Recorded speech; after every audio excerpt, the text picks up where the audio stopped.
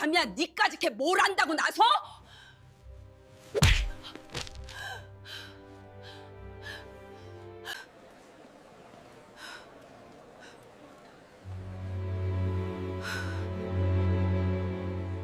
매일 새벽 4시 낡은 앞치마를 두르고 100인분의 음식을 준비합니다. 시어머니는 말씀하셨죠. 너는 그저 부엌대기일 뿐이라고. 하지만 그들이 자랑하는 저 화려한 빌딩이 비명을 지르고 있다는 걸 이 집에서 오직 나만 알고 있습니다. 무너지기 일보 직전인 건 건물일까요? 아니면 이들의 오만함일까요? 구독, 좋아요, 알림 설정은 무료이니 꼭 한 번씩 눌러주세요. 지금 어디서 듣고 계신지 댓글 남겨주시면 그곳으로 여러분을 위한 모든 행운과 행복이 깃들 겁니다. 자, 이제부터 오늘의 사연 시작합니다.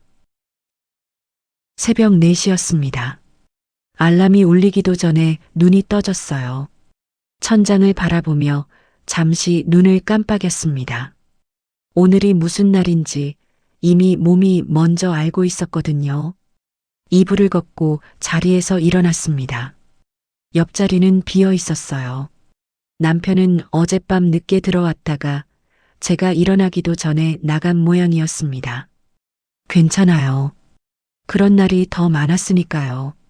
세수를 하고 앞치마를 둘렀습니다. 낡은 앞치마였어요. 결혼하고 처음 받은 거였는데 시어머니가 직접 건네주시며 이렇게 말씀하셨죠.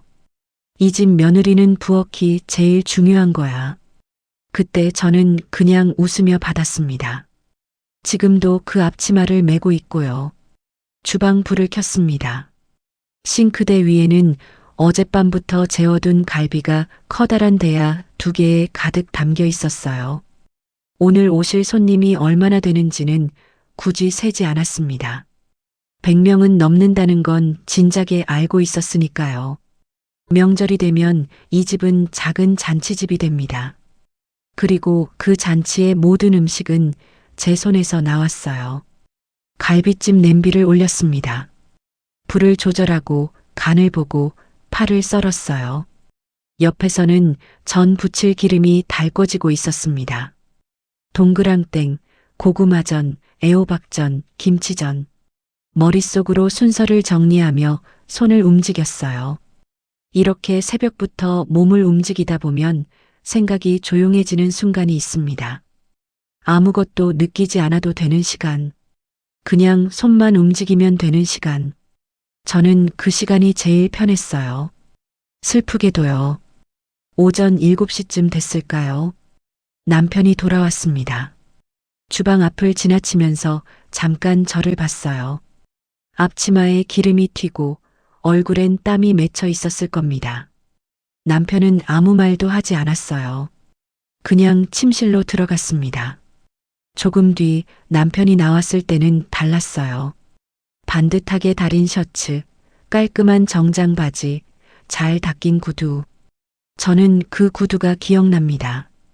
얼마나 반짝거렸는지. 아침도 안 먹고 나가냐고 물었더니 남편이 말했어요. 거래처 사람 만나야 해. 일찍 오면 돕지. 돕지. 그 말이 참 이상하게 들렸습니다.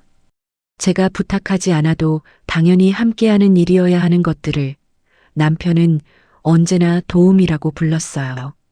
도와줄게. 나중에 도우러 올게. 결국 돕지 않았지만요. 문이 닫혔습니다. 저는 다시 전을 뒤집었어요. 기름이 튀었습니다. 손등에 작은 화상이 남았지만 잠깐 들여다보다가 그냥 계속했어요. 10시가 넘으면서 손님들이 하나둘 오기 시작했습니다. 시어머니는 아까부터 거실에서 손님들을 맞이하고 계셨어요. 화려한 한복을 차려입고 가장 좋은 자리에 앉아서요. 저는 음식을 날랐습니다. 상을 차리고 음식을 올리고 빈 그릇을 걷어들였어요. 어머, 사모님 손맛이 역시 다르시네요. 누군가 시어머니께 말했습니다. 시어머니는 웃으며 말씀하셨어요. 우리 집이 명절 음식은 자신 있죠. 저는 그 말을 들으며 빈 그릇을 들고 부엌으로 돌아왔습니다. 딱히 억울하다는 생각은 하지 않았어요. 그냥 그런 집이었으니까요. 그런데 잠시 뒤였습니다. 손님 중 한 분이 제게 말을 걸었어요. 따님이세요? 어느 대학 나오셨어요? 제가 미처 대답하기도 전에 시어머니가 웃으며 끼어드셨습니다. 아이고, 따님은요? 우리 며느리예요. 그분이 며느리세요? 어디 나오셨대요? 하고 다시 물으시자 시어머니는 잠깐 저를 힐끗 보셨어요. 그리고 아무렇지 않은 얼굴로 말씀하셨습니다. 학교는 크게 안 다녔어요.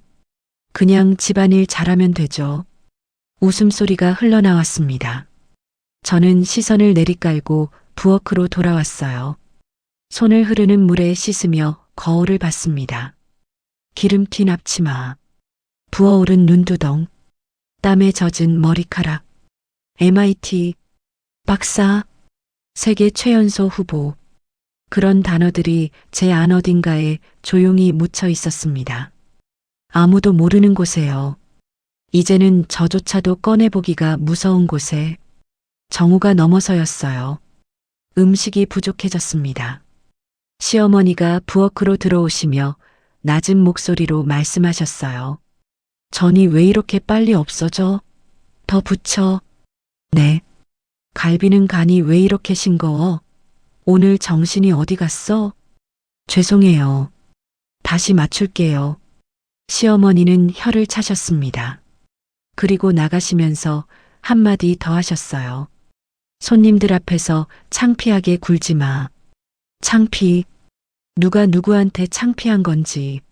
저는 속으로만 그렇게 생각했습니다. 밖으로 내뱉지는 않았어요. 그럴 수 없었으니까요. 기름을 다시 두르고 반죽을 올렸습니다. 지글지글 소리가 났어요. 그 소리가 묘하게 마음을 잡아주는 것 같았습니다. 뭔가를 태워버리는 소리 같기도 했고요. 오후 2시였습니다. 손님들이 하나둘 돌아가기 시작했어요.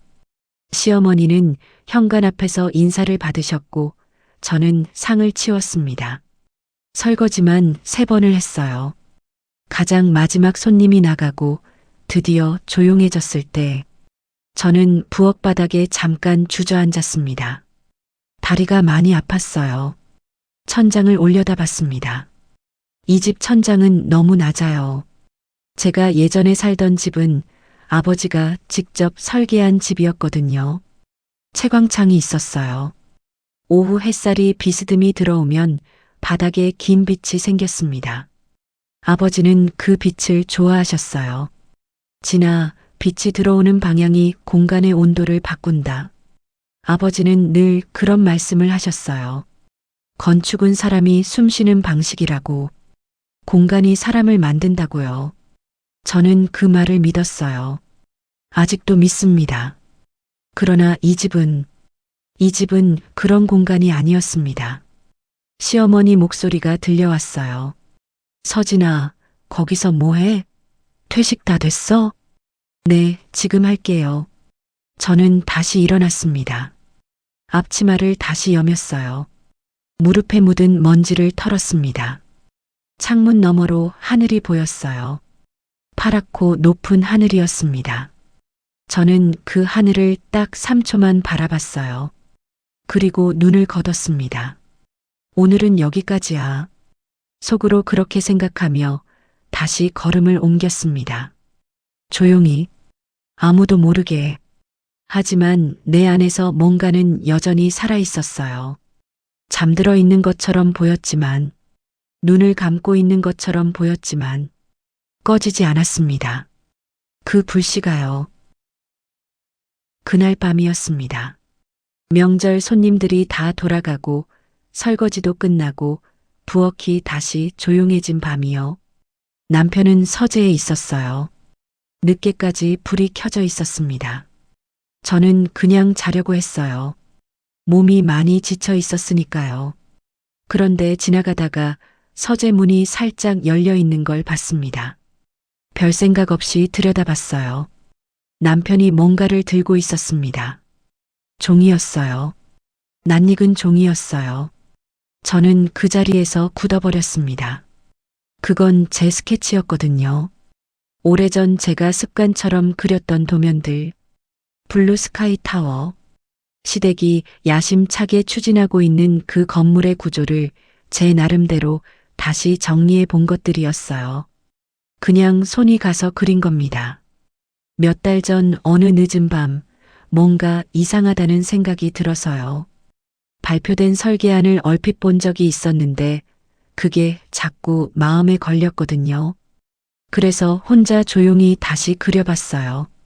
구조의 흐름을 짚어보고 하중 배분이 맞는지 확인해보고 그냥 제 마음을 달래려고 한 것이었는데 그걸 남편이 들고 있었습니다. 그거 내 거예요. 저도 모르게 말이 나왔어요. 남편이 돌아봤습니다.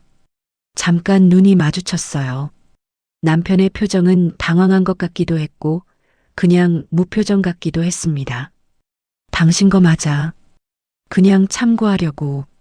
참고요? 내일 임원 회의가 있어.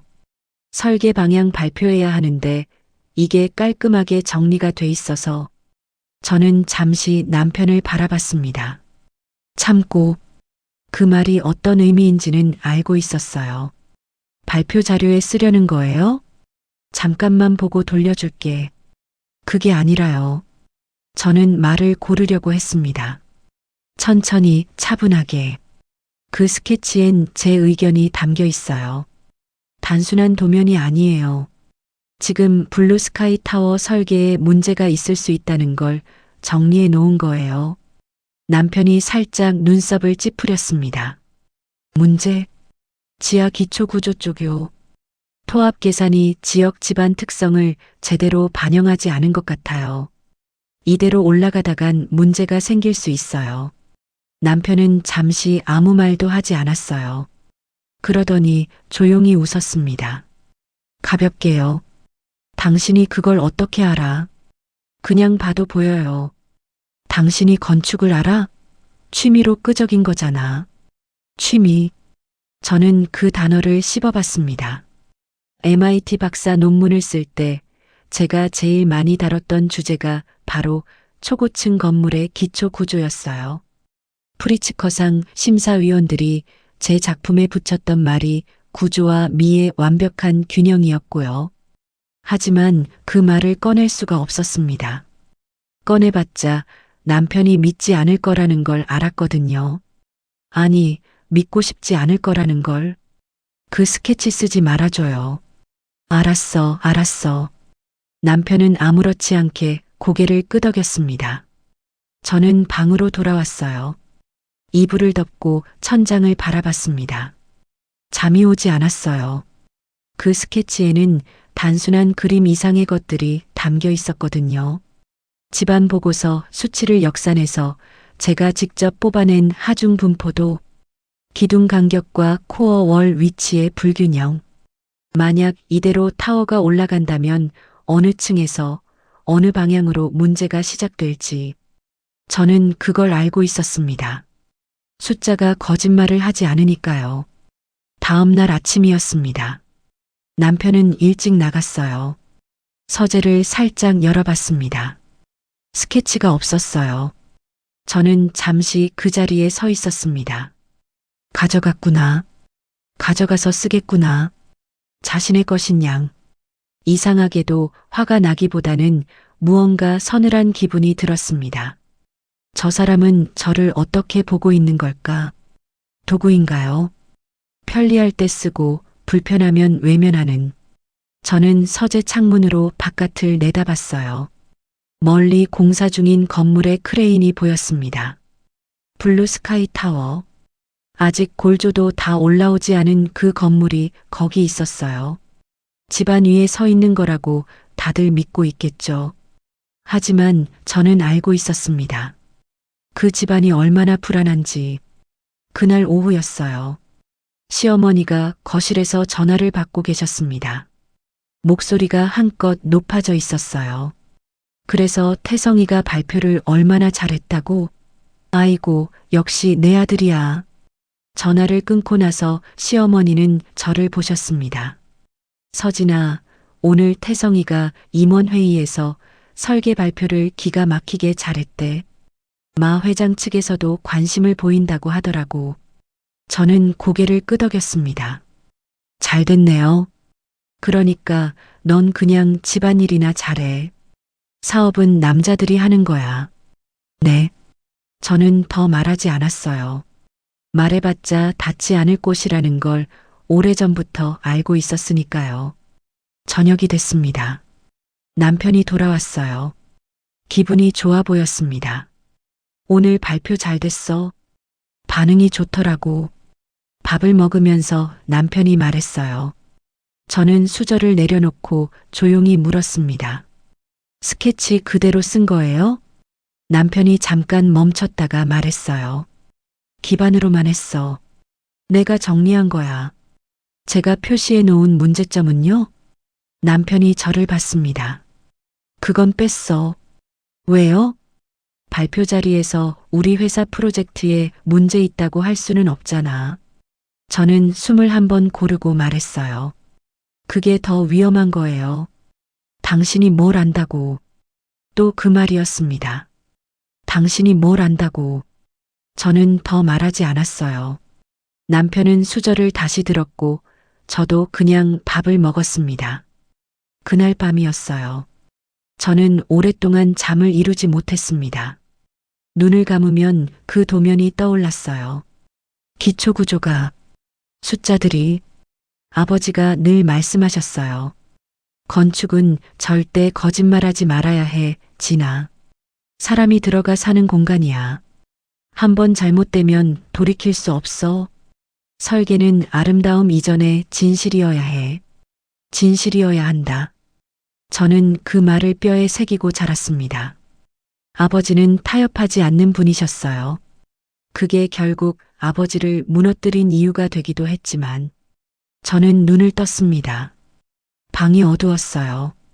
남편의 고른 숨소리가 들렸습니다. 저는 조용히 일어나서 부엌으로 갔어요. 물 한 잔을 마셨습니다. 차가운 물이 목을 타고 내려가는 느낌이 났어요. 창밖은 여전히 밤이었습니다. 저 멀리 공사 현장 불빛이 작게 보였어요. 밤에도 공사는 계속되고 있었습니다. 저는 그 불빛을 오래 바라봤어요. 멈춰야 해. 마음속으로 그렇게 생각했습니다. 아무도 믿지 않아도, 아무도 들어주지 않아도 저는 알고 있었거든요. 숫자는 기다려주지 않아요. 기초가 흔들리기 시작하면 그때는 이미 늦습니다. 물컵을 내려놓았어요. 잠자리로 돌아갔습니다. 이불을 덮고 눈을 감았어요. 그래도 쉽게 잠들지 못했습니다. 아버지, 저 혼자서는 무서워요. 속으로 그렇게 말했습니다. 하지만 그 다음 말도 속으로 이어졌어요. 그래도 눈 감고 있을 수는 없을 것 같아요.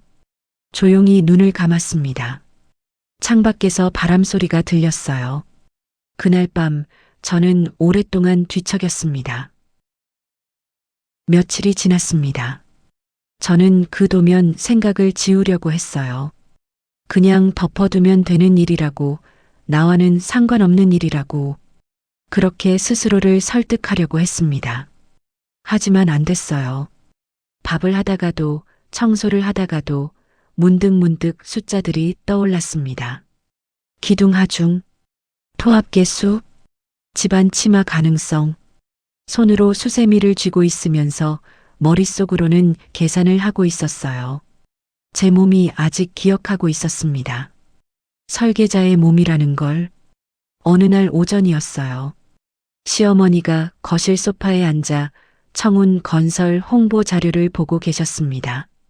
블루스카이 타워 조감도가 크게 인쇄된 자료였어요. 그걸 보는 순간 저도 모르게 발이 멈췄습니다. 조감도 속 타워는 정말 아름다웠어요.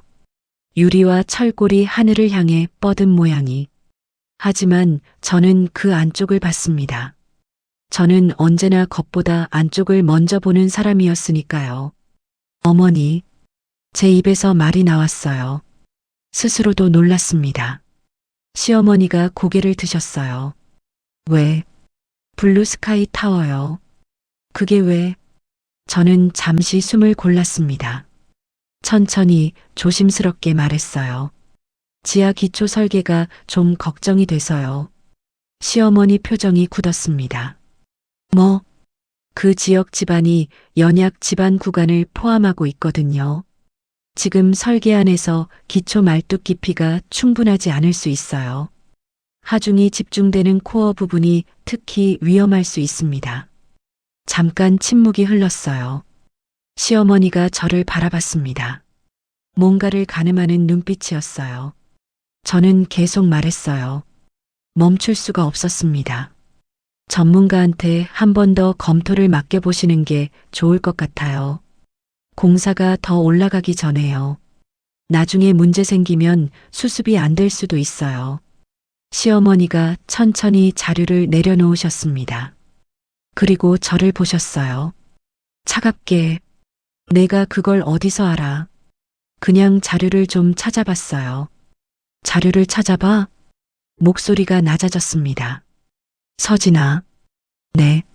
너 지금 뭐 하는 거야? 저는 대답하지 못했어요. 우리 아들이 얼마나 공들여 만든 프로젝트인지 알아? 그 회사 임원들이 얼마나 고생했는지 알아? 거기다가 며느리가 부엌에서 기어 나와서 설계가 잘못됐다고? 어머니, 저는 그냥 안전 문제가. 안전? 시어머니가 자리에서 일어나셨어요. 내가 안전을 알아? 건축을 알아? 조금은요.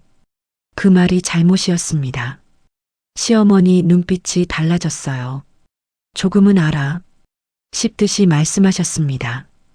어디 대학도 못 나온 게, 학교 간판도 없는 게, 내 아들 사업에 감히 죄를 뿌려? 저는 숨을 참았어요.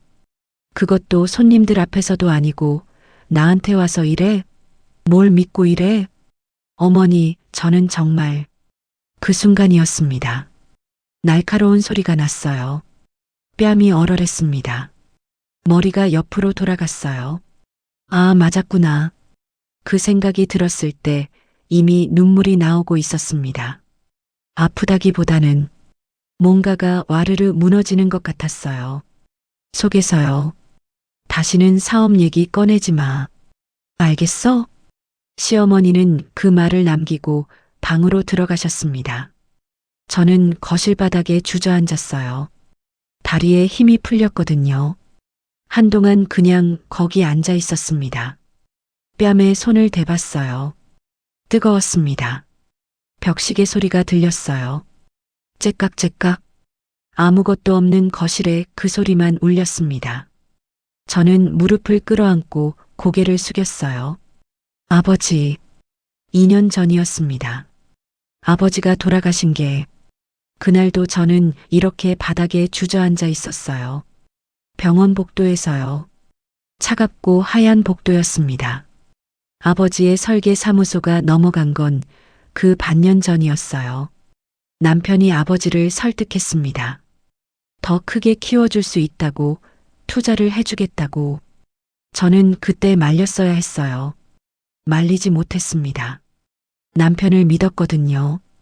그리고 남편은 아버지의 사무소를 청운 건설 산하로 흡수했어요. 계약서에는 좋은 말들이 가득했지만 결과는 하나였습니다. 아버지의 이름이 지워졌어요. 40년 동안 쌓아온 것들이.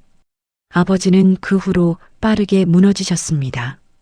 말씀이 없어지셨고 식사를 거르셨고 잠을 못 주무셨어요. 그러다가 어느 날 새벽 병원에서 전화가 왔습니다. 저는 아직도 그 전화기 진동 소리가 기억나요.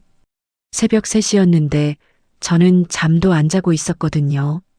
뭔가 이상한 예감 때문에. 아버지는 조용히 가셨어요. 고통스럽지 않게. 하지만 저는 알고 있었습니다. 아버지의 마음이 먼저 돌아가셨다는 걸. 사무소가 사라진 날부터요. 저는 그게 제 잘못이라고 생각했어요. 지금도 생각합니다.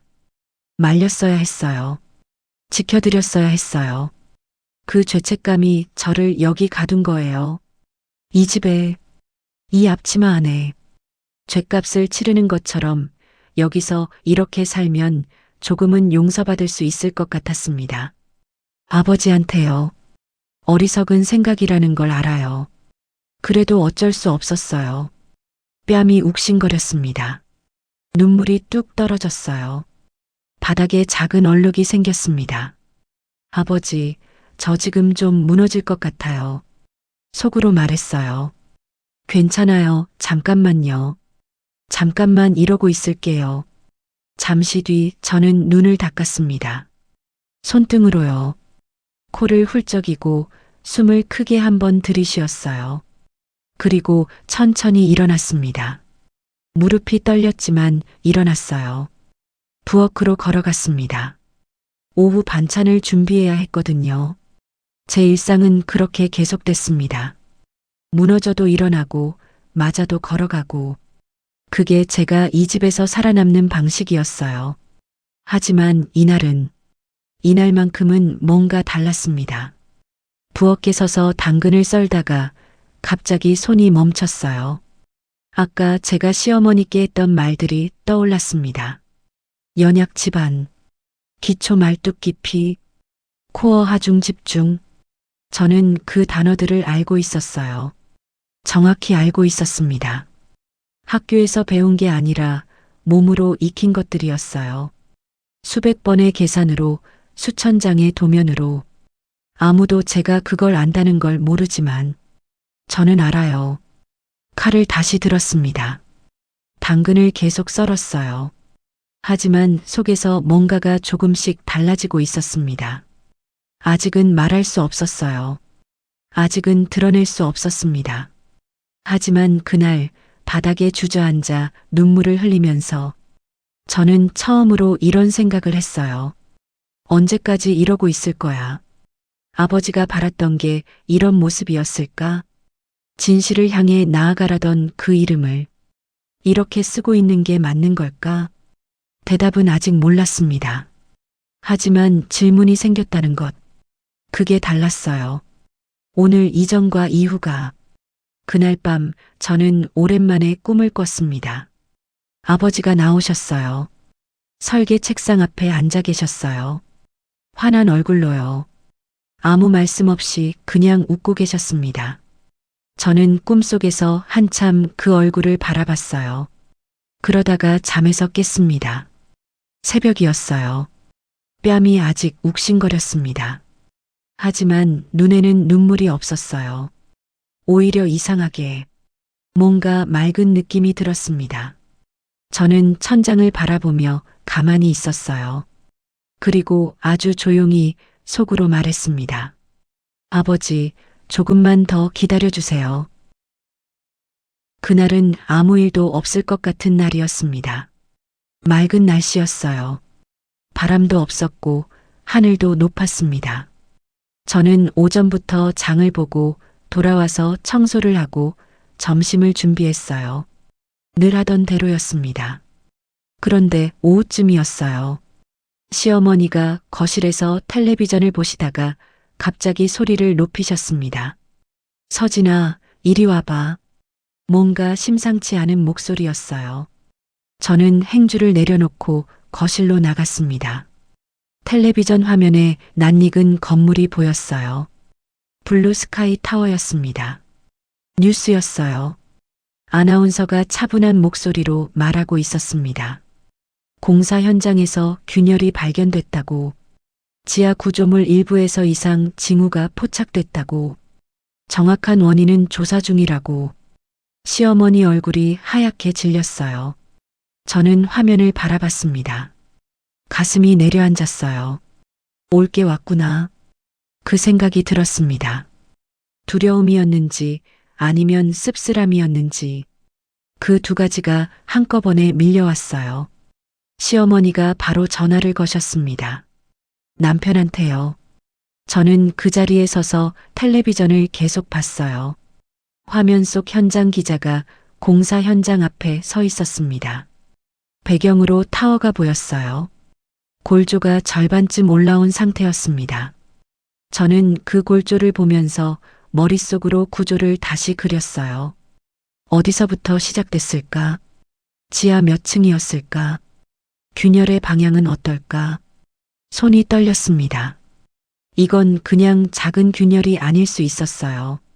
시어머니가 전화를 끊으셨어요. 표정이 굳어 있었습니다. 태성이가 현장 가봐야 한다고 나갔대. 저는 고개를 끄덕였습니다. 전문가들이 다 달라붙었을 텐데 뭐가 문제냐고, 별거 아닌 거라고. 시어머니는 그 말을 스스로에게 하시는 것 같았어요. 저한테 하시는 게 아니라 믿고 싶으신 거겠지요. 네. 저는 짧게 대답했어요. 더 말하지 않았습니다. 며칠 전 뺨을 맞은 게 아직 기억에 남아 있었거든요. 말해도 닿지 않는 곳이라는 것도요. 저는 부엌으로 돌아왔어요. 저녁 준비를 해야 했습니다. 하지만 손이 제대로 움직이지 않았어요. 감자를 깎다가 멈추고, 냄비에 물을 올렸다가 불 조절을 잊고, 자꾸 생각이 현장으로 달려갔습니다. 균열이 지하 기초에서 시작된 거라면, 수직 하중을 버티지 못하고 기초 슬래브가 들뜨기 시작한 거라면, 지금 당장 상부 하중을 줄여야 해요. 크레인 작업도 중단해야 하고, 현장 인원도 대피시켜야 합니다. 저는 속으로 계속 중얼거렸어요. 하지만 아무도 제 목소리를 듣지 않았습니다. 아무도 물어보지 않았으니까요. 밤이 됐어요. 남편이 늦게 들어왔습니다. 얼굴이 피곤해 보였어요. 현장 어떻대요? 밥을 데워 내놓으면서 제가 물었습니다. 남편은 젓가락을 들면서 말했어요. 엔지니어들이 보고 있어. 뭔지 아직 모른대. 아직 원인을 못 찾았어요? 그러니까 보고 있다는 거잖아. 짧게 끊어버렸습니다. 더 묻지 말라는 신호였어요. 저는 알았습니다. 수저를 놓고 자리로 돌아왔어요. 그날 밤도 잠이 오지 않았습니다. 이불 속에서 눈을 뜬 채로 있었어요. 머릿속에서 도면이 펼쳐졌습니다.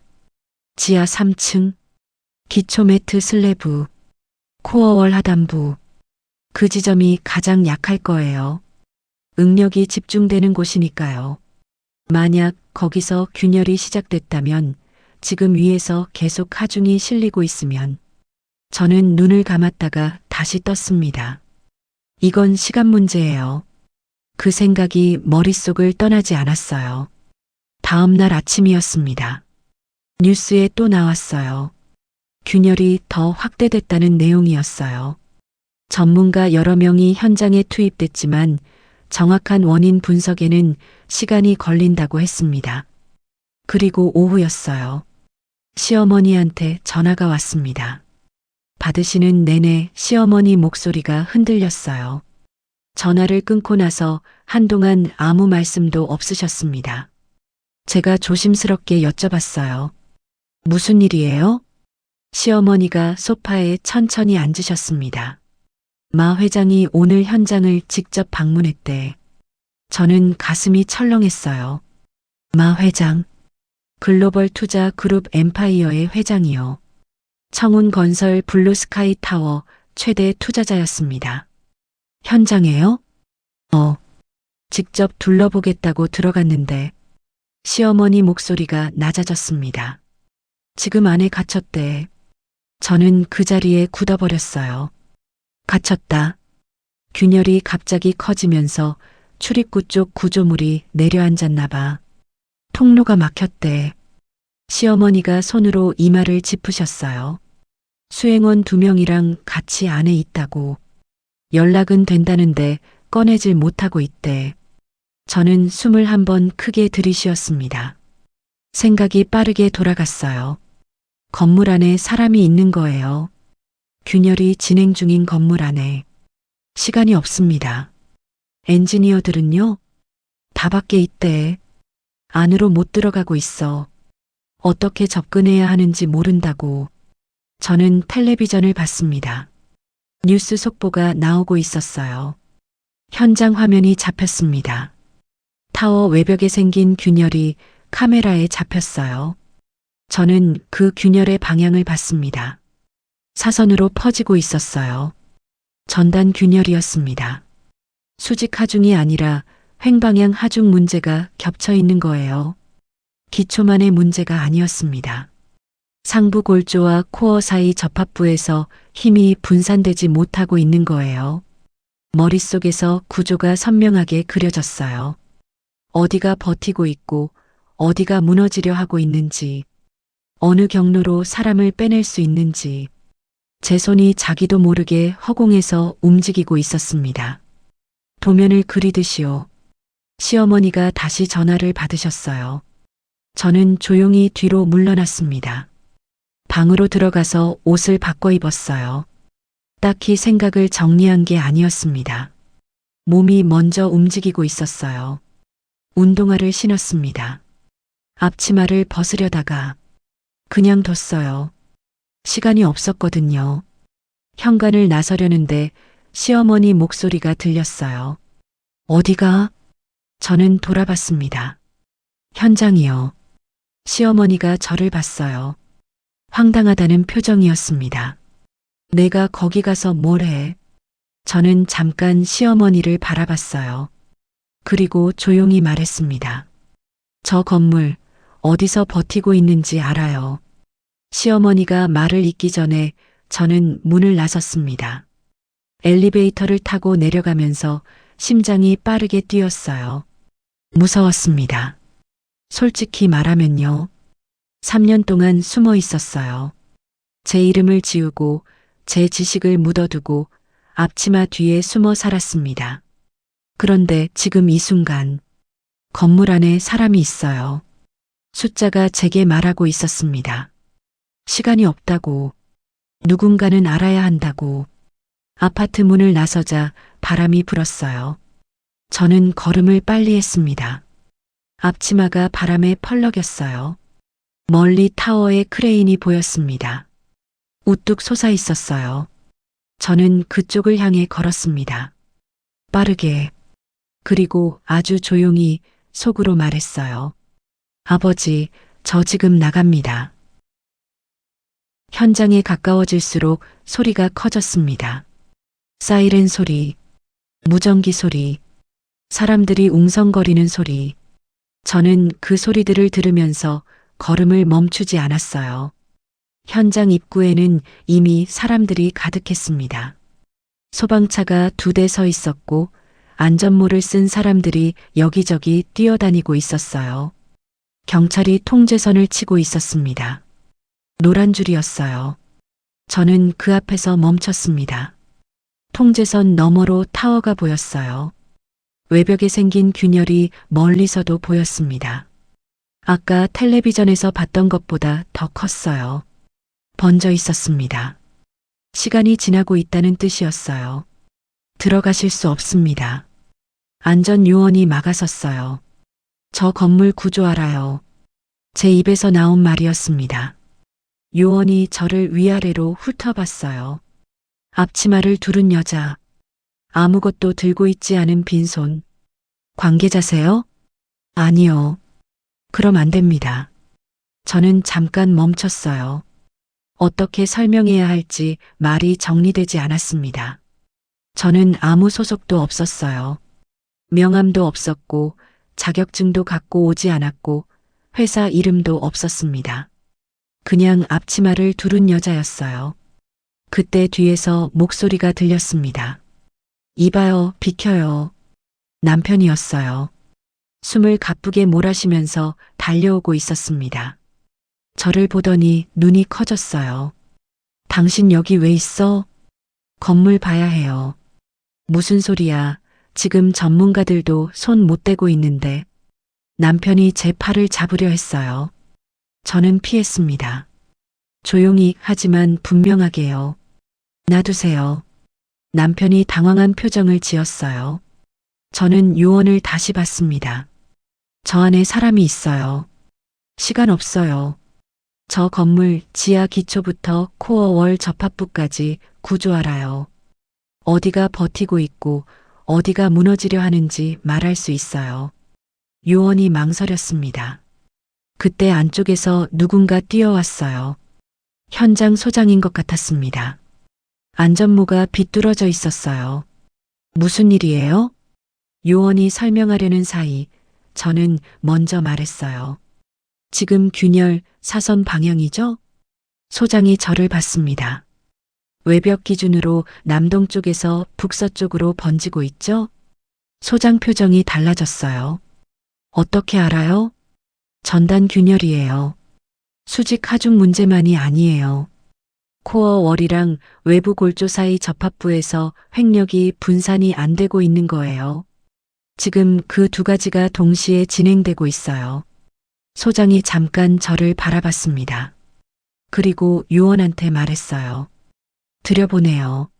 남편이 뭔가 말하려 했지만 저는 이미 통제선을 넘고 있었습니다. 현장 안으로 들어갔어요. 가까이서 보니 더 선명했습니다. 균열의 패턴이요. 저는 걸으면서 외벽을 봤어요. 손을 뻗어서 벽면에 댔습니다. 진동이 느껴졌어요. 아주 미세한 진동이었습니다. 건물이 말하고 있었어요. 이 떨림은 지하에서 올라오는 거예요. 기초가 미세하게 움직이고 있다는 뜻이었습니다. 지하 몇 층에 어떻게 들어가 있어요? 소장한테 물었어요. 지하 2층 자재 보관 구역이요. 마 회장님이 시찰하다가 출입구 쪽 벽이 내려앉으면서 막혔어요. 지하 2층이요. 저는 눈을 감았습니다. 머릿속으로 도면을 펼쳤어요. 지하 2층 자재 보관 구역. 그 구역 바로 위가 지하 1층 주차장이에요. 주차장 천장 슬래브 두께, 그리고 지상 1층 기둥 배치. 지하 2층으로 내려가는 통로가 막혔으면 설비 배관 덕트 쪽은요? 소장이 눈을 깜빡였어요. 설비 덕트요? 환기 덕트 말고요. 기계실 배관 라인 따라서 보조 점검구가 있을 거예요. 건물 북쪽 외벽 코어 월 뒤편이요. 거기 있어요? 소장이 옆에 있던 엔지니어한테 물었습니다. 엔지니어가 도면을 뒤졌어요. 잠깐의 시간이 흘렀습니다. 있어요. 여기. 도면을 펼쳐 보여줬어요. 저는 봤습니다. 맞았어요. 거기로 들어갈 수 있어요. 소장이 물었어요. 안전해요? 저는 벽면을 다시 짚었습니다. 진동을 느꼈어요. 지금 이 건물에서 힘을 버티고 있는 부분과 버티지 못하고 있는 부분이 나뉘고 있었습니다. 북쪽 코어 월은 아직 버티고 있었어요. 그쪽은 기초 말뚝이 상대적으로 더 깊이 박혀 있는 구간이었거든요. 제 스케치에서 그나마 안전하다고 표시해뒀던 쪽이었습니다. 북쪽 코어 월 쪽은 지금 하중이 분산되고 있어요. 상대적으로 안정적이에요. 거기서 들어가면 지하 2층까지 접근할 수 있어요. 단, 소장이 저를 봤습니다. 단, 최대한 빠르게요. 지금 남쪽 접합부가 계속 밀리고 있어요. 거기가 한번 무너지기 시작하면 북쪽도 순서예요. 소장이 무전기를 들었어요. 북쪽 점검구로 접근팀 이동 바랍니다. 무전이 나갔습니다. 저는 소장을 따라 움직였어요. 북쪽 외벽 쪽으로 돌아갔습니다. 코어 월 뒤편에 작은 철제 문이 있었어요. 잠겨 있었습니다. 공구로 여는데 2분이 걸렸어요. 문이 열렸습니다. 어두운 통로가 나왔어요. 좁았습니다. 한 사람이 겨우 지나갈 수 있는 폭이었어요. 소방대원 2명이 먼저 들어갔습니다. 저도 들어가려 했어요. 소장이 막았어요. 여기서 기다리세요. 안에 상황 보면서 유도해야 해요. 지하 2층 내부 구조 제가 알아요. 소장이 잠깐 저를 봤습니다. 그리고 말했어요. 따라오세요. 통로는 어둡고 좁았어요. 벽에서 습기가 느껴졌습니다. 발밑에서 작은 돌가루들이 밟혔어요. 건물이 조금씩 부서지고 있다는 증거였습니다. 저는 걸으면서 손을 벽에 댔어요. 진동을 계속 확인했습니다. 아직 괜찮아요. 아직 버티고 있어요. 지하 1층을 지나쳤습니다. 계단을 내려갔어요. 지하 2층이었습니다. 소방대원이 손전등을 비췄어요. 무너진 자재들이 보였습니다. 천장 일부가 내려앉아 있었어요. 그리고 저 안쪽에 사람들이 보였습니다. 3명이었어요. 그 중 한 명이 앞으로 나왔습니다. 나이가 지긋한 분이었어요. 먼지를 뒤집어 쓰고 있었지만 눈빛이 또렷했습니다. 이쪽으로 오세요. 소방대원이 말했어요. 3분이 통로 쪽으로 움직이기 시작했습니다. 그때였어요. 쿵! 위에서 소리가 났습니다. 천장에서 먼지가 떨어졌어요. 모두 멈췄습니다. 저는 벽을 짚었어요. 진동이 달라졌습니다. 남쪽이에요. 남쪽 접합부가 움직였어요. 빨리 나가야 해요. 제가 말했습니다. 지금 당장이요. 소방대원이 움직였어요. 3분을 이끌고 통로로 들어갔습니다. 저는 맨 뒤에 섰어요. 다 들어갔는지 확인했습니다. 3명, 소방대원 2, 그리고 저. 통로를 뛰었어요. 위에서 소리가 계속 났습니다. 쿵, 쿵. 먼지가 계속 떨어졌어요. 좁은 통로에서 숨이 막혔지만 멈추지 않았습니다. 계단을 올랐어요. 지하 1층. 다시 계단을 올랐습니다. 그리고 철제 문이 보였어요. 누군가 밖에서 잡아당겼습니다. 빛이 들어왔어요. 바깥이었습니다. 저는 마지막으로 나왔어요. 문을 나서는 순간 뒤에서 소리가 났습니다.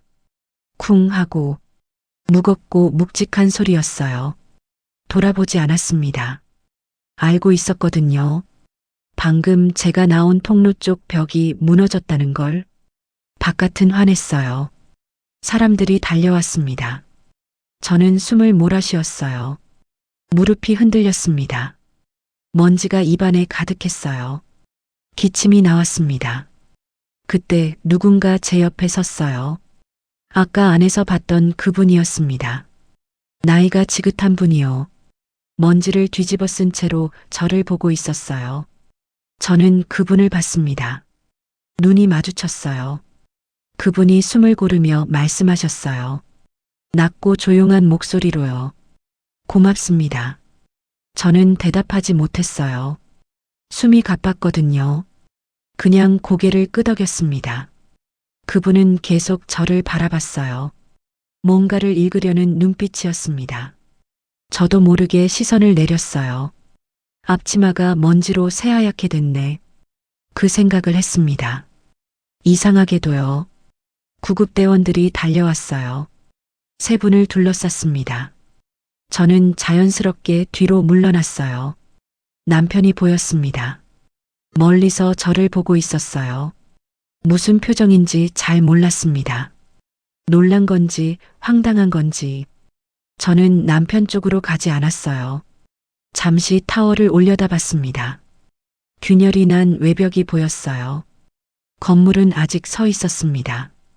완전히 무너지지는 않았어요. 하지만 이 건물은 이제 처음부터 다시 봐야 한다는 걸 알고 있었습니다. 기초부터요. 바람이 불었어요. 앞치마가 다시 펄럭였습니다. 저는 그 자리에 서서 숨을 고르고 하늘을 봤어요. 파란 하늘이었습니다. 아까 아침에 봤던 그 하늘이요. 그 하늘 아래 서 있는 제가 오늘은 조금 달라 보일 것 같았어요. 저한테요. 아버지, 저 잘한 걸까요? 속으로 물었습니다. 바람이 불었어요. 대답처럼요. 구급대원들이 분주하게 움직였습니다.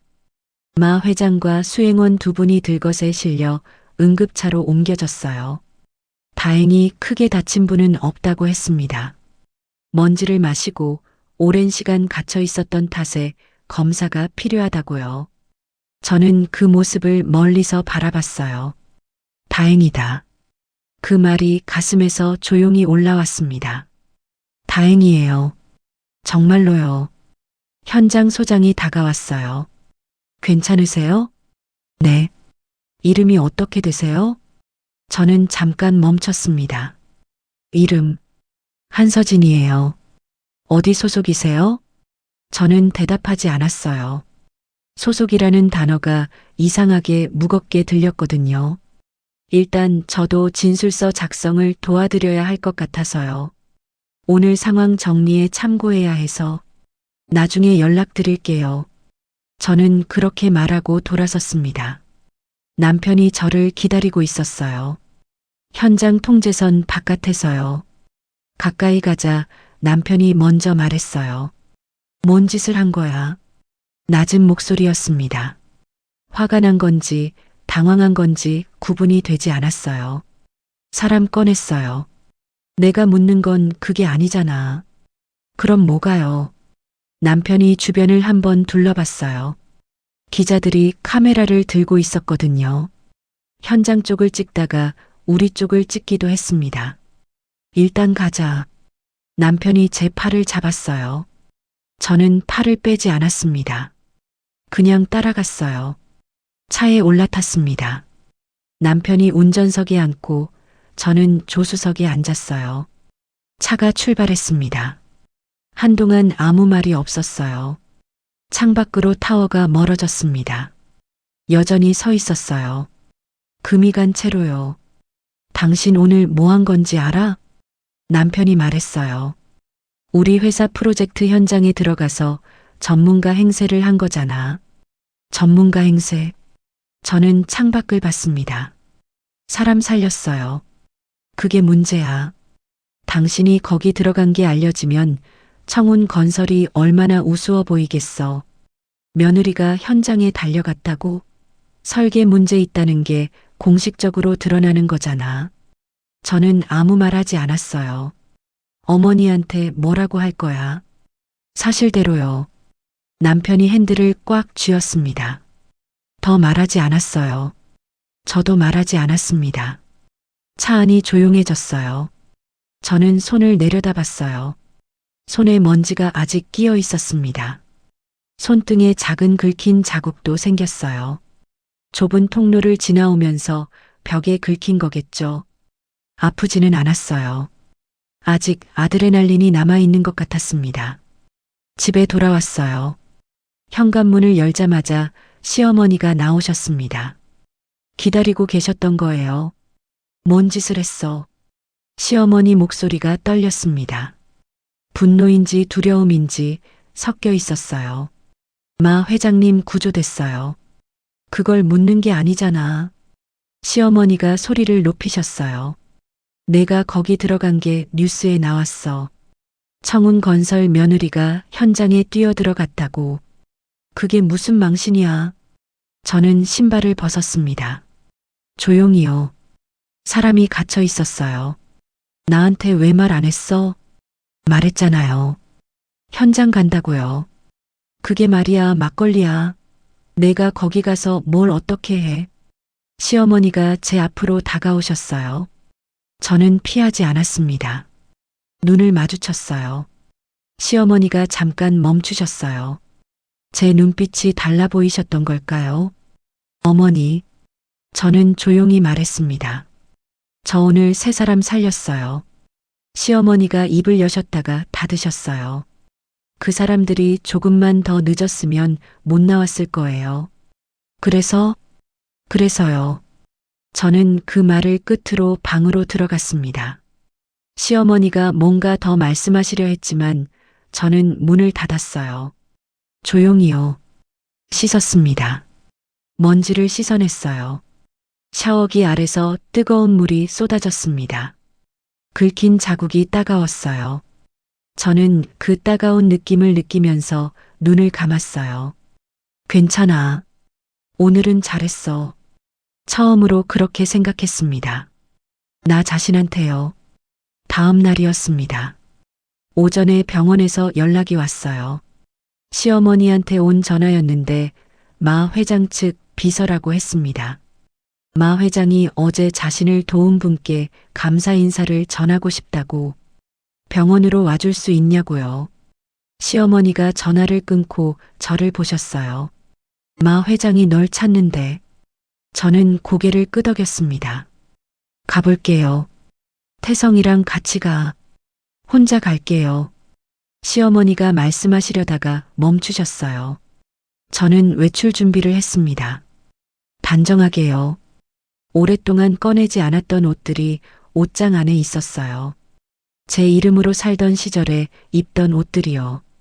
그 중 하나를 꺼냈습니다. 입었어요. 거울을 봤어요. 낯설었습니다. 그리고 또 낯설지 않았어요. 병원에 도착했습니다. 안내를 받아 복도를 걸었어요. 하얀 복도였습니다. 2년 전 아버지가 떠나신 병원 복도가 생각났어요. 저는 숨을 한번 고르고 계속 걸었습니다. 병실 앞에서 비서가 기다리고 있었어요. 한서진 씨 맞으시죠? 네. 들어오세요. 병실 문이 열렸습니다. 깔끔한 1인실이었어요. 침대에 마 회장이 앉아 계셨습니다. 어제 먼지를 뒤집어 쓰고 있던 그 눈빛이었어요. 이제는 깨끗하게 씻으시고 단정한 환자복을 입고 계셨지만 눈빛은 똑같았습니다. 또렷하고 깊은 눈빛이요. 어제 그분이시죠? 마 회장이 먼저 말씀하셨어요. 네. 앉으세요. 저는 의자에 앉았습니다. 이름을 여쭤봐도 될까요? 한서진이에요. 마 회장이 고개를 끄덕이셨어요. 한서진 씨, 어제 어떻게 그 통로를 알고 있었습니까? 저는 잠깐 생각했어요. 어떻게 대답해야 할지요. 그냥 구조를 보면서요. 구조를 봤다고요. 건물이 말해요. 잘 들으면요. 마 회장이 저를 바라봤습니다. 한동안 아무 말이 없었어요. 그 침묵이 불편하지 않았습니다. 이상하게요. 마 회장이 천천히 말씀하셨어요. 저는 건설 투자를 40년 했습니다. 네. 그 40년 동안 건물이 말한다는 표현을 쓴 사람이 딱 한 명 있었어요. 저는 말하지 않았습니다. 15년 전이었어요. 제가 투자한 현장이 부실 공사로 문제가 생겼을 때였어요. 그때도 전문가들이 다 손을 놓고 있었는데 마 회장이 잠깐 먼 곳을 바라봤어요. 젊은 건축가가 한 명 나타났어요. 도면도 없이 벽을 짚고 진동을 듣고 어디가 문제인지 정확하게 짚어냈습니다. 가슴이 조용히 내려앉았습니다. 그 건축가가 없었으면 그날 저는 없었을 거예요. 마 회장이 저를 봤어요. 그 건축가 이름이 한정우였습니다. 저는 숨을 참았어요. 한정우. 아버지 이름이었습니다. 혹시? 마 회장이 조용히 물으셨어요. 한정우 선생님과 어떤 관계입니까? 저는 눈물이 나올 것 같았어요. 참았습니다. 딸이에요. 마 회장의 눈빛이 달라졌습니다. 천천히 깊게요. 그분이 입을 여시려던 순간이었어요. 병실 문이 벌컥 열렸습니다. 시어머니였어요. 남편도 뒤에 서 있었습니다. 결국 따라오신 거예요. 시어머니가 환하게 웃으며 들어오셨어요. 회장님, 어제 많이 놀라셨죠? 제가 청운건설 오명자입니다. 저희 며느리가 신뢰를 끼친 것 같아서요. 제가 직접 사과드리러. 그 순간이었습니다. 시어머니가 저를 보셨어요. 그리고 뭔가 더 말씀하시려다가 제 옆에 누군가 다가오는 걸 느꼈어요. 마 회장이 침대에서 일어나셨습니다. 수액줄을 단 채로요. 비서가 당황해서 말렸지만 마 회장은 천천히 움직이셨어요. 저는 그분이 어디로 가시는지 몰랐어요. 그런데 마 회장이 제 앞에 섰습니다. 그리고 허리를 굽히셨어요. 90도로요. 병실이 조용해졌습니다. 시어머니가 굳어버렸어요. 남편도요. 비서들도 아무 말이 없었습니다. 마 회장이 그 자세로 낮고 무게 있는 목소리로 말씀하셨어요. 한 교수님, 교수님. 그 말이 공기를 가르고 제 귀에 들어왔습니다. 드디어 찾았습니다. 저는 그 자리에서 움직이지 못했어요. 숨도 제대로 쉬지 못했습니다. 3년이었어요. 제 이름을 지운 지, 아무도 모르는 곳에 숨어 산 지, 서진이라는 사람을 죽이고 산 지 3년이었습니다. 그 이름이 지금 이 병실에서, 이 하얀 공간에서 이렇게 불렸어요. 시어머니 얼굴이 보였습니다. 창백해져 있었어요. 남편도요. 저는 그 얼굴들을 봤습니다. 그리고 천천히 마 회장을 봤어요. 눈물이 나올 것 같았습니다. 참으려고 했는데 한 방울이 흘렀어요. 그냥 뒀습니다. 아버지, 들리세요? 누군가 저를 기억하고 있었어요. 제가 지웠던 제 이름을 누군가 3년 동안 찾고 있었습니다. 바람이 창문을 두드렸어요. 햇살이 병실 안으로 들어왔습니다. 저는 그 빛 안에 서 있었어요. 앞치마도 없이 처음으로요. 병실이 한동안 조용했습니다. 마 회장이 허리를 펴셨어요. 저는 눈물을 닦았습니다. 손등으로요. 시어머니가 먼저 입을 여셨어요. 회장님, 저희 며느리를 아세요? 목소리가 떨렸습니다. 아까의 환한 웃음은 이미 사라져 있었어요. 마 회장이 시어머니를 보셨습니다. 그리고 조용히 말씀하셨어요. 며느리요. 낮게 되물으셨어요. 이분이 댁의 며느리입니까? 시어머니가 고개를 끄덕이셨어요. 마 회장이 잠시 저를 바라봤습니다. 그리고 다시 시어머니를 보셨어요. 뭔가를 정리하시는 것 같았습니다. 한서진 씨가 어제 제 목숨을 구했습니다. 그건 저도 알고 있어요. 그래서 제가 감사 인사를 드리러 그뿐만이 아닙니다. 마 회장이 말을 자르셨어요. 조용하지만 단호하게요. 이분은 한정우 선생님의 따님이에요. 시어머니 표정이 굳었습니다. 한정우. 그 이름을 시어머니가 모를 리 없었어요. 아버지의 설계 사무소를 청운 건설이 흡수했을 때 그 계약서에 남편 이름과 함께 시어머니 도장도 찍혀 있었으니까요. 그리고 마 회장이 계속 말씀하셨어요. 세계 최연소 프리츠커상 후보였던 건축가입니다. 남편 얼굴이 달라졌어요. 저는 그 얼굴을 봤습니다. 놀란 건지 당황한 건지 아니면 지금 이 순간 무엇을 잃게 됐는지를 계산하고 있는 건지 저는 알 수 없었어요. 오래 바라보지 않았습니다. 마 회장이 비서를 돌아보셨어요. 자료 가져오게. 비서가 가방에서 파일을 꺼냈습니다. 두툼한 파일이었어요. 마 회장이 저한테 건네셨어요. 3년 전부터 찾고 있었습니다. 저를요? 한서진 씨가 갑자기 사라졌어요.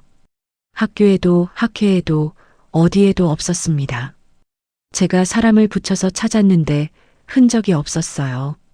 저는 그 파일을 손에 들었습니다. 무거웠어요. 3년 동안 제가 준비한 프로젝트가 있어요. 동남아시아 신도시 설계 총괄입니다. 그 프로젝트 센터장 자리를 비워두고 있었어요. 저를 위해서요? 한서진 씨 같은 사람이 아니면 안 되는 자리였거든요. 저는 숨을 한번 크게 들이쉬었습니다. 3년이었어요. 누군가 3년 동안 제 자리를 비워두고 있었습니다. 제가 앞치마를 두르고 갈비찜을 하고 있는 동안 제 이름이 세상 어딘가에 남아 있었던 거예요. 시어머니가 앞으로 나오셨어요. 회장님, 잠깐만요. 저희 며느리가 건축을 한다고요? 이 아이는 학교도 제대로. 오명자 씨. 마 회장이 시어머니를 보셨습니다. 이름을 부르시는 목소리가 달랐어요. 차가웠습니다. 한서진 씨는 MIT 건축학 박사입니다. 시어머니가 멈췄어요. 세계 최연소 프리츠커상 후보였고 국제건축학회에서 논문상을 3차례 수상했어요. 제가 아는 한 이 시대 가장 뛰어난 구조 건축가 중 한 명입니다. 병실이 다시 조용해졌어요. 시어머니가 저를 봤습니다. 저는 시어머니를 봤어요. 그 눈빛 속에서 뭔가가 흔들리는 게 보였습니다. 불신인지 수치심인지 저는 아무 말도 하지 않았어요. 하지 않아도 됐거든요. 마 회장이 이미 다 말해주셨으니까요. 남편이 그때 저한테 걸어왔어요.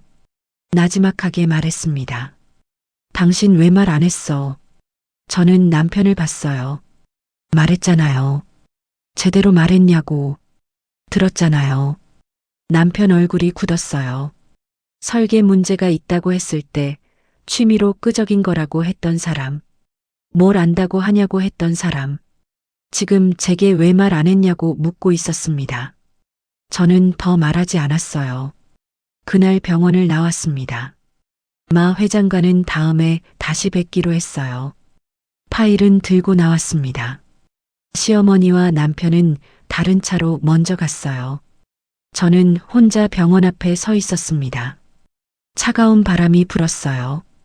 파일을 가슴에 안았습니다. 3년치의 무게가 느껴지는 것 같았어요. 며칠이 지났습니다. 세상이 빠르게 움직였어요. 마 회장 측에서 공식 발표가 나왔거든요. 블루스카이 타워 건설 사업에서 엠파이어 그룹이 투자를 전면 철회한다는 내용이었습니다. 이유는 간단했어요. 설계 및 시공 과정의 구조적 결함, 그리고 이를 인지하고도 묵인한 정황. 뉴스가 터졌습니다. 청운 건설 주가가 하루 만에 반토막이 났어요. 시어머니는 하루 종일 전화를 받으셨어요. 남편은 회사에서 긴급 회의가 소집됐다고 나갔습니다. 저는 집에서 그 소식들을 들었어요. 텔레비전에서 기자들이 청운 건설 앞에 서 있었습니다. 마이크를 들고 카메라를 들고요. 어딘가 익숙한 느낌이었어요. 그 건물 앞에 오래 서 있었던 적이 있으니까요. 앞치마를 두르고요. 그리고 이틀 뒤였습니다. 마 회장 측 비서에게서 연락이 왔어요. 회장님이 한 번 더 뵙고 싶다고 했습니다. 이번엔 병원이 아니었어요. 엠파이어 그룹 서울 사무소였습니다. 저는 다시 그 옷을 꺼냈어요. 제 이름으로 살던 시절의 옷이요. 거울 앞에 섰습니다. 이번엔 낯설지 않았어요. 엠파이어 그룹 사무소는 높은 건물 안에 있었습니다. 통유리로 된 로비였어요. 천장이 높았어요. 빛이 가득 들어오고 있었습니다. 저는 그 빛을 보면서 잠깐 서 있었어요. 아버지가 했던 말이 떠올랐거든요. 빛이 들어오는 방향이 공간의 온도를 바꾼다고. 이 공간은 따뜻했습니다. 안내를 받아 회의실로 들어갔어요. 마 회장이 계셨어요. 이번엔 건강해 보이셨습니다. 정장을 갖춰 입고 계셨고 눈빛이 선명했어요. 오셨군요. 네. 저는 자리에 앉았어요. 테이블 위에 서류가 놓여 있었습니다. 마 회장이 말씀하셨어요. 제안을 공식적으로 드리고 싶었어요. 들을게요.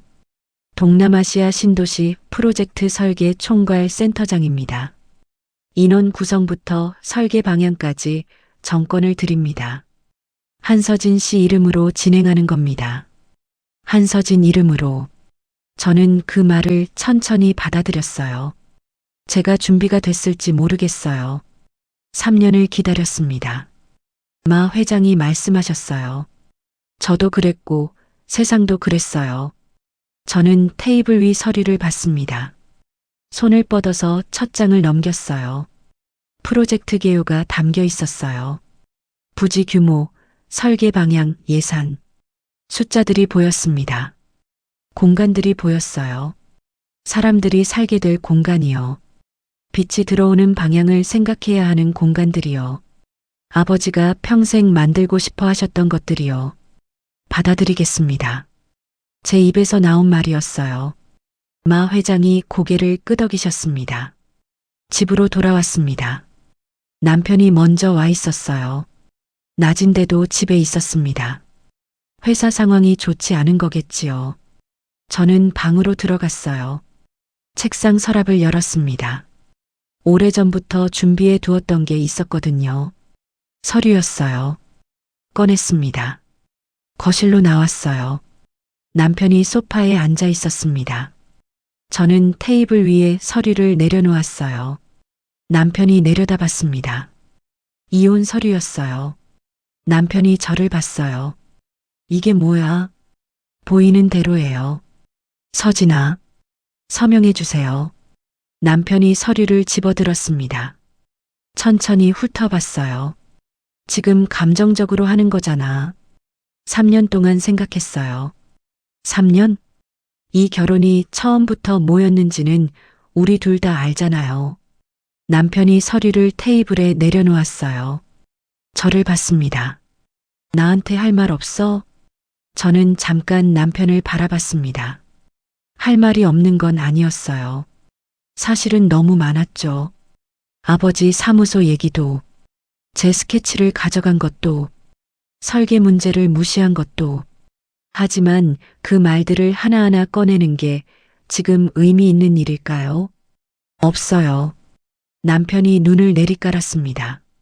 특유 재산 청구도 하는 거야? 네. 얼마야? 15억이요.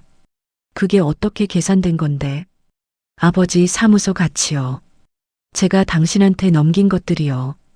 남편이 아무 말 하지 않았어요. 저도 기다리지 않았습니다. 서류는 두고 갈게요. 저는 방으로 들어왔어요. 문을 닫았습니다. 침대에 앉았어요. 손이 떨렸습니다. 무서운 건 아니었어요. 오히려 이상하게 조용한 느낌이었습니다. 폭풍 전야 같은 고요함이 아니라 오랫동안 닫혀있던 창문을 처음 여는 것 같은 조용함이요. 바람이 들어오기 시작하는 느낌이요. 시어머니가 들어오셨어요. 문을 노크도 없이 여셨습니다. 이혼 서류를 던졌다고? 저는 일어났습니다. 드렸어요. 내가 지금 제정신이야? 네. 시어머니가 성큼 다가오셨어요. 저는 피하지 않았습니다. 이번엔요. 이 집이 어떤 집인지 알아? 내가 어디서 굴러들어온 게 감히. 어머니. 저는 조용히 말했어요. 저 MIT 건축학 박사예요. 시어머니가 멈추셨습니다. 세계 최연소 프리츠커상 후보였어요. 어제까지 몰랐을 수 있어요. 그런데 이제는 아시잖아요. 시어머니 눈이 흔들렸어요. 그게 뭐가 달라? 제가 달라졌어요. 저는 시어머니를 바라봤습니다. 3년 동안 그 눈빛을 피했어요. 맞아도 고개를 숙였고 모욕을 들어도 방으로 들어갔습니다. 하지만 지금은요. 저는 이제 여기 있을 이유가 없어요. 시어머니가 입을 열었다가 닫으셨어요. 한 번, 두 번, 그리고 조용히 나가셨습니다. 방이 다시 조용해졌어요. 저는 창문 쪽으로 갔습니다. 밖을 내다봤어요. 해가 기울고 있었습니다. 노란 빛이 건물들 사이로 길게 뻗어 있었어요. 저는 그 빛을 봤습니다. 오랫동안요. 아버지, 저 이제 나갈 것 같아요. 진짜로요. 이번엔 앞치마 없이요. 눈물이 날 것 같았는데 안 났어요. 대신 웃음이 났습니다. 피식. 처음으로요. 오랜만에요. 저는 창문을 열었어요. 바람이 들어왔습니다. 차가웠어요. 하지만 싫지 않았습니다. 살아있는 느낌이었거든요. 오래 잊고 있었던 느낌이요. 그 겨울이 지나갔습니다. 생각보다 빠르게요. 이혼 서류에 남편 서명이 들어오는데 한 달이 걸렸어요. 순순히 하지 않았습니다. 변호사를 세웠고 금액을 깎으려 했고 시간을 끌었어요. 하지만 저도 변호사를 세웠거든요. 3년 만에 처음으로 제 이름으로 계약서에 서명했습니다. 위임장이었어요. 그 서명을 하면서 손이 떨렸어요. 나쁜 떨림이 아니었습니다. 오래 잠들어 있던 손이 깨어나는 느낌이었어요. 특유 재산 15억은 끝까지 싸워서 받아냈습니다. 아버지가 평생 쌓으신 것들의 값이었으니까요. 한 푼도 포기하지 않았어요. 처음으로 제가 포기하지 않은 것이었습니다. 이혼이 마무리된 날, 저는 혼자 밖에 나갔어요. 아무데도 가지 않았습니다. 그냥 걸었어요. 오래, 천천히요. 거리에 사람들이 있었어요. 가게들이 있었고, 바람이 불었고, 어디선가 커피 냄새가 났습니다. 저는 그 모든 것들을 오랫동안 느꼈어요. 3년 동안 저는 이 바깥을 제대로 느끼지 못했더라고요. 항상 무언가를 해야 했고, 어딘가로 돌아가야 했으니까요. 그날은 그냥 걸었습니다. 아무도 저를 부르지 않았어요. 아무도 시키지 않았습니다. 그게 이렇게 낯설 줄 몰랐어요. 그리고 이렇게 좋을 줄도요. 봄이 오기 전이었습니다. 저는 작은 공간을 하나 얻었어요. 크지 않았습니다. 건물 5층이었어요. 엘리베이터도 없는 건물이었어요. 하지만 통유리 창문이 있었습니다. 남향이었어요. 오후가 되면 햇살이 바닥까지 길게 들어왔어요. 처음 그 공간에 들어갔을 때 저는 한참 서 있었습니다. 빛이 바닥에 길게 누워 있었어요. 아버지가 좋아하시던 그 빛이었습니다. 설계사무소였어요. 제 이름을 건 설계사무소요. 한서진 건축설계사무소. 간판을 달던 날, 저는 혼자였어요. 사다리를 빌려서 직접 달았습니다. 간판이 벽에 붙는 순간 눈물이 났어요. 참으려고 했는데 안 됐습니다. 한참 울었어요. 사다리 위에서요. 지나가던 사람이 올려다 봤을 수도 있어요. 상관없었습니다. 아버지, 저 이름 다시 걸었어요. 속으로 말했어요. 오래 묻어뒀던 이름을요. 한서진이라는 이름을요. 마 회장 측 프로젝트는 천천히 시작했습니다. 처음엔 혼자였어요. 책상 하나, 의자 하나, 컴퓨터 하나. 도면 프로그램을 켰습니다. 3년 만에 처음으로요. 첫 선을 그었어요. 손이 기억하고 있었습니다. 모든 걸요. 그 선 하나가 저한테는 많은 것이었어요. 증명이었거든요. 잊지 않았다는 것, 사라지지 않았다는 것. 그날 밤 저는 새벽까지 앉아 있었습니다. 밥도 먹지 않고요. 피곤하지 않았어요. 오히려 살아있는 것 같았습니다. 오랜만에요. 청운 건설 소식이 들려오기 시작했어요. 블루스카이 타워 사업은 전면 중단됐습니다. 설계 결함이 공식 감사에서 드러났고 책임 소재를 두고 법적 다툼이 시작됐어요. 남편은 상무 자리에서 해임됐습니다. 이사회에서 결정된 거라고 했어요. 시어머니 얘기도 들렸어요. 분양 과정에서 허위 서류를 사용한 혐의가 제기됐다고요. 저는 그 소식을 전해 들으면서 아무 말도 하지 않았어요. 통쾌하지도 않았습니다. 슬프지도 않았어요. 그냥 그렇구나 했어요. 무너질 것은 무너진다는 걸. 기초가 거짓이면 언젠가는 드러난다는 걸. 건물도 사람도 다르지 않더라고요. 봄이 왔어요. 사무소 창문으로 볕이 따뜻하게 들어왔습니다. 직원이 한 명 생겼어요. 막 졸업한 젊은 건축가였습니다. 어디서 소문을 들었는지 찾아왔어요. 한서진 소장님 밑에서 배우고 싶어요. 소장님이라는 말을 들었을 때 저는 잠깐 멈칫했어요. 낯설었거든요. 하지만 기분이 좋았습니다. 앉아요. 그렇게 말했어요. 그게 시작이었습니다. 그 친구는 성실했어요. 도면 앞에서 눈을 빛냈고 모르는 게 있으면 물었고 밤늦게까지 남아 있었어요. 저는 그 모습을 보면서 오래전 제 모습이 생각났습니다. 처음 설계 책상 앞에 앉았을 때의 저요. 아버지 사무소에서 심부름을 하며 도면을 훔쳐보던 어린 서진이요. 가르친다는 게 무서운 일인 줄 몰랐어요. 누군가에게 뭔가를 물려준다는 게요. 하지만 해보니 알겠더라고요. 가르치면서 더 배우게 된다는 걸. 마 회장 프로젝트가 본격적으로 열렸습니다. 킥오프 회의가 있었어요. 큰 회의실이었습니다. 여러 나라 사람들이 모여 있었어요. 마 회장이 저를 소개하셨어요. 한서진 총괄 센터장이라고요. 박수가 났습니다. 저는 그 박수 소리를 들으면서 앞에 섰어요. 발표 자료를 열었습니다. 첫 슬라이드였어요. 제목은 단순했습니다. 사람이 숨쉬는 도시. 아버지한테서 배운 말이었어요. 건축은 사람이 숨쉬는 방식이라고. 저는 그 말을 이 프로젝트의 첫 문장으로 썼습니다. 발표를 시작했어요. 목소리가 떨릴 줄 알았는데 안 떨렸습니다. 이상하리만큼 조용하고 선명하게 나왔어요. 오래 묻어뒀던 목소리가 이제 자기 자리를 찾은 것 같았습니다. 발표가 끝나고 마 회장이 다가오셨어요. 한 선생님, 아버지가 보셨으면 좋아하셨을 겁니다. 저는 고개를 끄덕였어요. 말이 나오지 않았습니다. 좋은 이유로요. 어느 날 오후였어요. 혼자 사무소에 있었습니다. 직원은 외근을 나갔고 저 혼자 도면 앞에 앉아 있었어요. 선을 긋다가 잠깐 손을 멈췄습니다. 창문을 봤어요. 햇살이 들어오고 있었어요.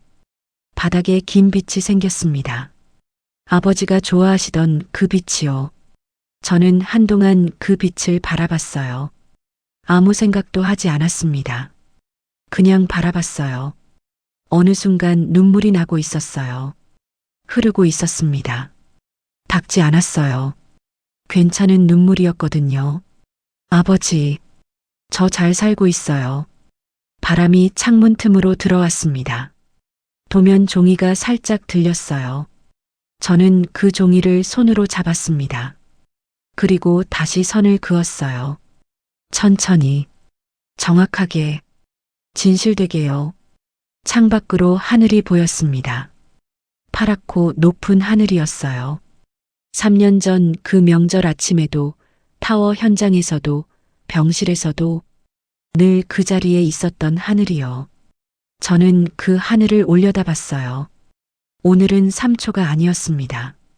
오래 바라봤어요. 얼마든지요. 아무도 저를 부르지 않았고 아무도 저를 막지 않았으니까요. 이제 이 하늘 아래서 저는 제 이름으로 섰습니다. 앞치마 없이요. 도면을 손에 들고요. 아버지가 평생 꿈꾸셨던 그 자리예요.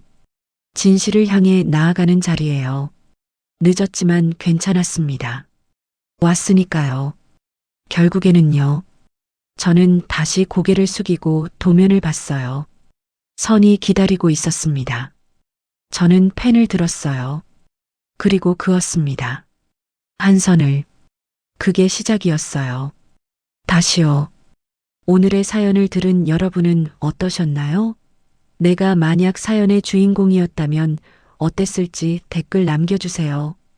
그리고 구독, 좋아요, 알림 설정은 무료이니 꼭 한 번씩 눌러주세요. 다른 사연이 궁금하시다면 추천 동영상을 클릭해주세요. 오늘 사연을 들어주셔서 감사합니다. 여러분은 이 세상의 주인공입니다. 건강하고 행복하세요.